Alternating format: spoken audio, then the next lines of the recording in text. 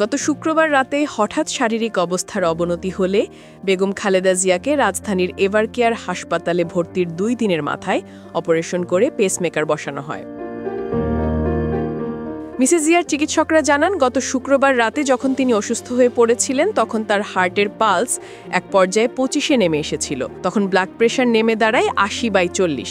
চিকিৎসকরা বলেন, এর আগেও সাবেক এই প্রধানমন্ত্রীকে হাসপাতালে আনা হলেও এবারের মতো শারীরিক অবস্থার অবনতি কখনো হয়নি।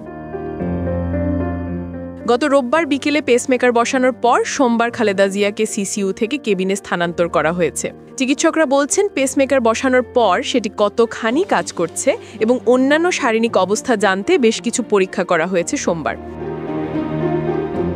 মিসেস জিয়ার ব্যক্তিগত চিকিৎসক ডক্টর হোসেন বলেন, এই পেসমেকার তো শরীরের সাথে অ্যাডজাস্ট হতে হবে। এটা রোববার বিকাল 5:30টায় লাগানো হয়েছে। পেসমেকার প্রথম 72 ঘন্টার অবজারভেশন করতে হয়, তারপর 42 থেকে 45 দিন অবজারভেশনে রাখতে হয়। হৃৎপিণ্ডে লাগানো এই পেসমেকার একটা ইলেকট্রনিক ডিভাইস। এটা নিয়মিত বিরতিতে হার্টকে সিগন্যাল পাঠায় যাতে হার্ট পাম্প করে। খালেদা জিয়ার হৃদরোগের সমস্যা আগে থেকেই ছিল। হার্টে 3টি ব্লক ছিল, আগে একটা রিং পরানো হয়েছিল। সবকিছু পর্যালোচনা করে বিদেশি চিকিৎসক ও মেডিকেল বোর্ডের পরামর্শে পেসমেকার বসানো হয়েছে বলে তার ব্যক্তিগত চিকিৎসক জানান। ডাক্তার হোসেন বলেন, এই পেসমেকার বসিয়ে সাময়িক একটা সমস্যার সমাধান করা হয়েছে।